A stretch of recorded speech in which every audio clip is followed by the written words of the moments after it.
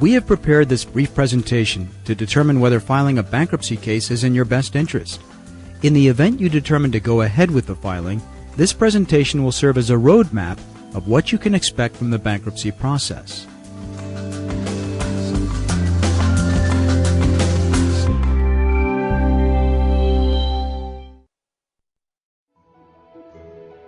Bankruptcy laws in this country were written to help debtors avoid certain unfair situations relating to the use of credit.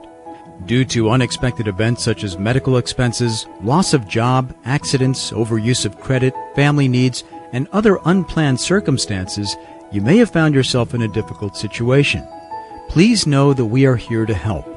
Bankruptcy can stop collection calls, foreclosures, wage garnishments, repossessions, and lawsuits. Bankruptcy can also be helpful in providing a fresh start after a rough ride. However, it is a very serious matter, and it can bring with it consequences that are not always pleasant. When faced with financial difficulties, ignoring or avoiding the problem will not help. Credit counseling services provide suggestions or plans for dealing with financial problems. Seeking bankruptcy is an option that should be taken only after a complete analysis of your financial situation by a competent bankruptcy attorney. Our office can help you decide whether such a step makes sense in your situation. Should you choose to seek protection under the federal bankruptcy laws, there are several different chapters which may be available, each of which may have particular advantages and disadvantages. Generally, individuals or families will consider Chapter 7 or Chapter 13. In rare instances, Chapter 11 may make sense, although it is generally used by businesses. Owners of family farms may choose to use Chapter 12, which is specially configured to help small agribusiness enterprises. What follows is a brief description of the various chapters of bankruptcy and the other aspects that are included in the bankruptcy process. Chapter 7 is a commonly used process that allows honest debtors to get a fresh financial start. It may eliminate most kinds of unsecured debt. Examples include credit cards, medical bills, most personal loans, and deficiencies on repossessed vehicles. It is our goal to help you keep your home, car, and other personal belongings important to you. However, it requires you to surrender non-exempt assets to a trustee for the benefit of creditors. It usually takes about 100 days from start to finish. It requires only one short hearing where you must answer questions from a trustee and a creditor or two. Chapter 7 eligibility is easy to establish. You must file your case in the district where you have lived for the longer portion of the last 180 days. We can explain this further if you have any questions. Also, you cannot have received a bankruptcy discharge within the last 8 years. Your income must be less than the state median for your state, or certain debt-to-income ratios must exist. In addition, mandatory credit counseling is required from an approved agency within 180 days prior to filing bankruptcy. Chapter 11 cases are generally used by businesses, and ironically they often cost hundreds of thousands of dollars to successfully complete. Airlines, department stores, hospitals, and other businesses use Chapter 11 to reorganize debt and financial affairs. Only in rare situations does a Chapter 11 make sense for individuals. This is because it is generally for businesses, more costly to administer, and provides a more flexible plan. Chapter 13 enables you to get a release from your debts like Chapter 7. However, it requires you to pay monthly payments over a 3 to 5 year period depending on your income. Also, Chapter 13 is often a very good option when your income is too high to file a Chapter 7. A Chapter 13 filing is most appropriate when the following situations exist. You have non-exempt assets which you desire to retain, or you owe non-dischargeable back taxes, or you are several months in arrears on a home which you wish to keep, or you have debt that is not or may not be dischargeable in a Chapter 7 case. If you choose a Chapter 13 case, you will have to determine what funds are available for payment to a trustee each month after determination of a reasonable budget. The Chapter 13 plan will enable you to get current on your house payments if you want to keep it, and will often enable you to lower the payments on a motor vehicle and other secured debts. However, full payment of priority claims is necessary. The Chapter 13 plan also requires good faith on the debtor's behalf. If income is greater than the state median, your plan must provide payments to creditors for 5 years. Chapter 13 eligibility is easy to establish. You must have income that is sufficient to make the monthly payments, and you must file your case in the district where you have lived for the longer portion of the last 180 days. We can explain this further if you have any questions. In addition, mandatory credit counseling is required from an approved agency within 180 days prior to filing bankruptcy. The law requires that you disclose important information about your financial situation. This is done through schedules of assets and liabilities and a statement of your affairs. There are other requests for specific information that must be provided to the court.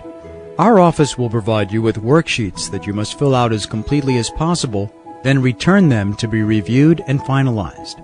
Remember, we do not know the answers to most of the inquiries and must depend on you and your records for this information.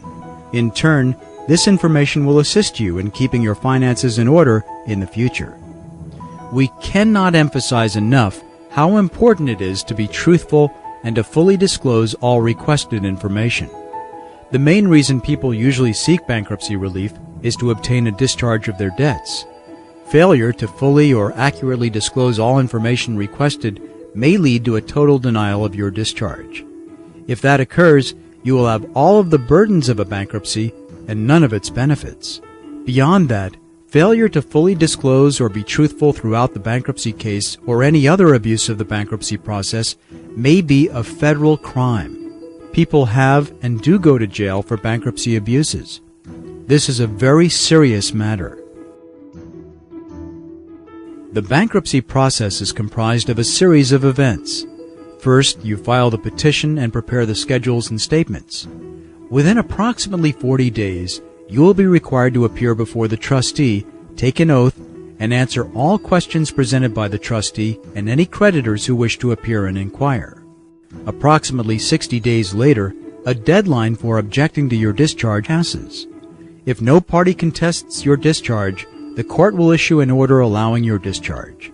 This means that creditors may not attempt to collect discharge debts from you anymore. It does not protect co-guarantors or other liable parties who do not file for bankruptcy. If no party objects to your discharge, the entire case should be over within approximately 100 days. If someone objects to your discharge, then a separate court process will commence. Your full and truthful disclosure now will help determine whether such an action is possible. Remember that your lawyer is sworn to secrecy on your behalf on most everything you disclose, so there is no reason not to be completely candid about your financial past. As we stated, some debts cannot be forgiven through the bankruptcy process. These include those debts incurred or tainted by fraud in any fashion. Likewise, those debts resulting from willful conduct such as assault, theft, DUI, or other types of actions cannot be discharged. Many state, local, and federal taxes cannot be discharged. Some can, however, and if you have tax problems, you may want to spend extra time talking with us about them. Likewise, bankruptcy cannot alleviate family-related responsibilities, including child support or alimony-type payments. Neither can student loans be discharged except in very rare hardship cases. If you have recently purchased luxury items or a vacation on credit, such resulting debts may also not be dischargeable.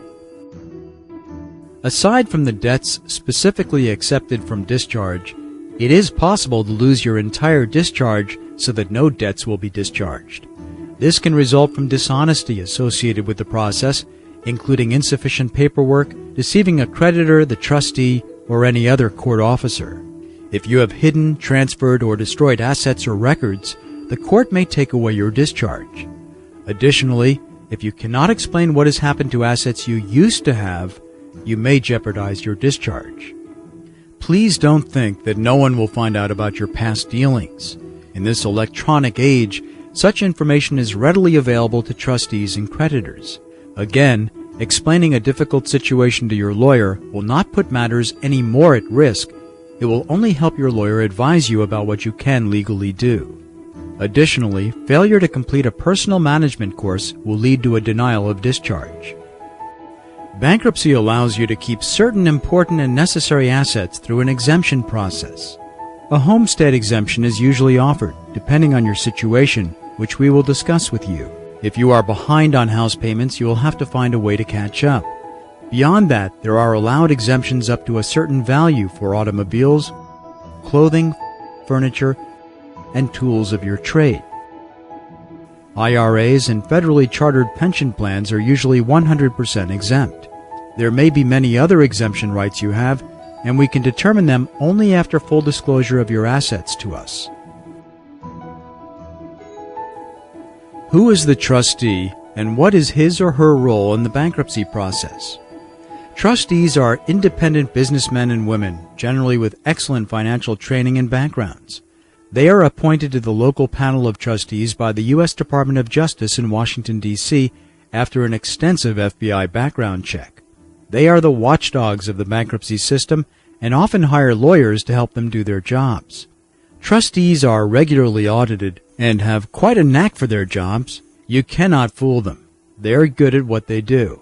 It is their primary duty to find non-exempt assets to liquidate so creditors may be paid. If they find you have fudged on answers or otherwise been dishonest, they can seek to have your discharge denied or even revoked if such information first comes to light several years after the fact. The trustee searches out non-exempt assets and finds ways to turn them into cash. Next, the trustee reviews all creditor claims submitted to make sure no creditor is taking advantage of the situation. Finally, the trustee pays a dividend to creditors based on funds on hand versus the total amount of claims on file. Trustees also look for payments made before the bankruptcy to preferred creditors. These include payments or transfers to certain creditors within 90 days. In the case of related or insider creditors, the 90-day period is extended, so if you paid off your favorite creditor within 90 days of your bankruptcy, or if you paid off your debt to Uncle John, the creditor or Uncle John may have to give the money back, even if it was legitimately owed. Likewise, if property was transferred even as long as 4 years ago for less than fair consideration, the trustee can reverse such transfers as fraudulent. You are required to disclose such transfers or payments in your schedules and statements. The failure to do so may put your discharge at risk. You may be tempted to think that the trustee or creditors may never find out information about hidden or transferred assets or about other things you do not wish to have discovered. Keep in mind that trustees are often approached by unhappy creditors, former friends, or even family members with important information. And even when that does not occur voluntarily, the trustee may force disclosure of such information by examination under oath of such people who may be aware of your financial dealings. Keeping such secrets from the court is perjury. Oftentimes, bankruptcy is a positive step toward credit reestablishment. Although a bankruptcy will stay on your credit record for 7 to 10 years, 24 months of regular and timely house or rental payments after bankruptcy can significantly improve your credit. Additionally, many financial institutions offer secured credit cards which allow for freedom in traveling or the benefits of credit, while others do not know that the card is secured by an account you have established with funds already in the possession of the bank. Timely and regular payments can result in credit facilities being gradually restored. Aside from these, there are many other ways to begin rebuilding your credit. We will be happy to discuss what it will cost you to file bankruptcy. We will need our fees paid prior to filing your petition. In the majority of cases, this fee should be all that is necessary. However, if there are unexpected actions such as attacks on discharge, motions for stay relief, objections to exemptions, and the like, it may be necessary for additional fees to be paid. As you can see, bankruptcy can provide a fresh start for honest debtors after a rough ride.